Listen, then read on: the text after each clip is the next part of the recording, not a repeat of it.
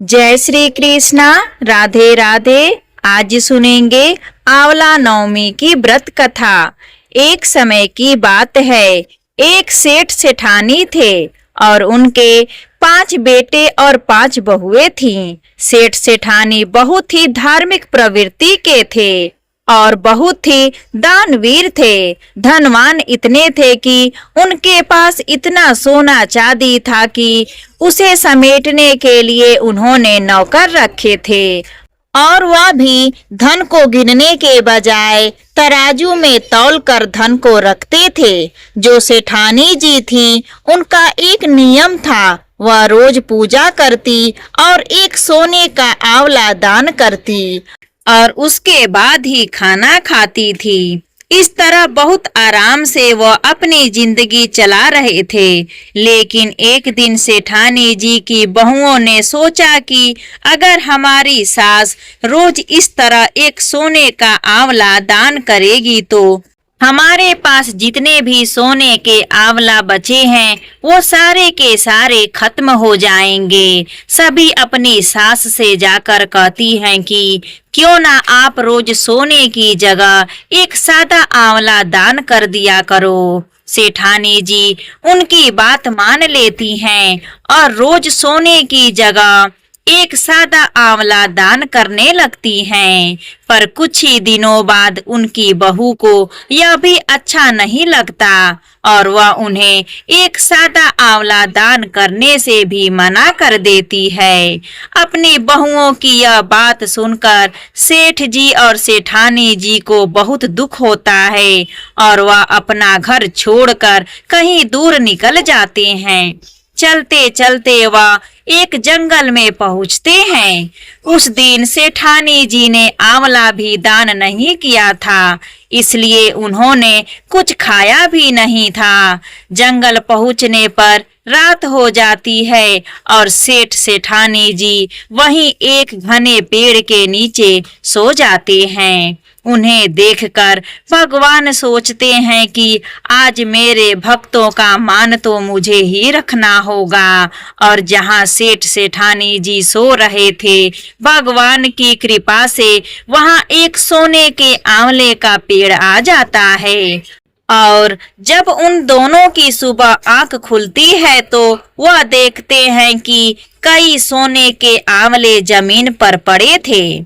अब सेठानी जी उनमें से एक आंवला दान कर देती हैं और फिर सेठ जी और अपने लिए खाना बनाकर खाती हैं और वह दोनों वहीं अपने लिए एक घर बनाकर रहने लगते हैं। और अब उनके पास बहुत साधन इकट्ठा हो जाता है और उनका काम भी बहुत अच्छे से चलने लगता है।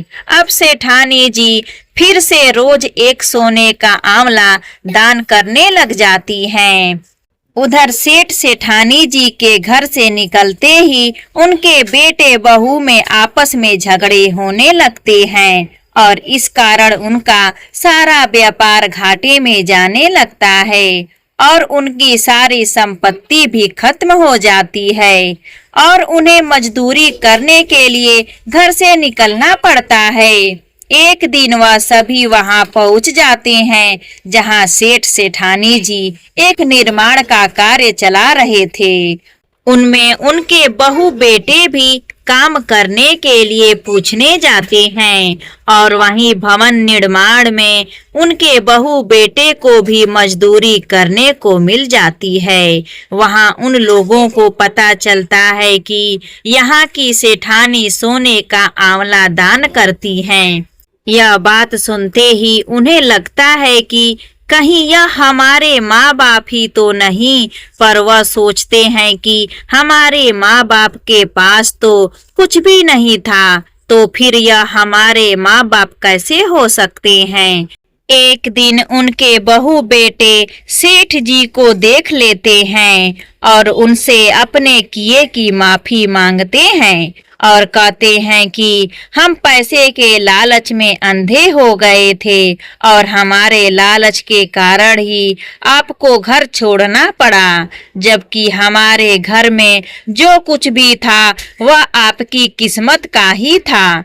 सेठ सेठानी जी अपने बच्चों की माफी मांगने पर और उनकी हालत को देखकर उन्हें माफ कर देते हैं और फिर वह सब एक साथ फिर से रहने लगते हैं। तो यह थी आंवला नवमी की व्रत कथा। कार्तिक शुक्ल पक्ष की नवमी से पूर्णिमा तिथि तक भगवान नारायण आंवले के पेड़ पर निवास करते हैं, इसलिए इस दिन आंवले के वृक्ष की पूजा की जाती है। आंवला नवमी के दिन आंवले के पेड़ की छाया में भोजन करने से भी कल्याण होता है।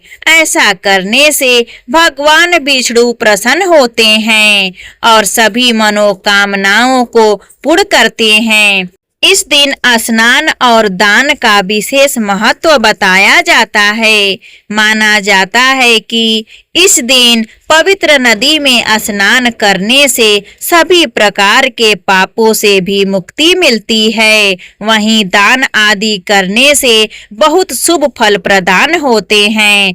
अगर आपको यह आंवला नवमी की कथा अच्छी लगी हो तो प्लीज हमारे चैनल को सब्सक्राइब करें, वीडियो को लाइक करें, अपने दोस्तों के साथ परिवारों में ज़्यादा से ज़्यादा इस वीडियो को शेयर करें।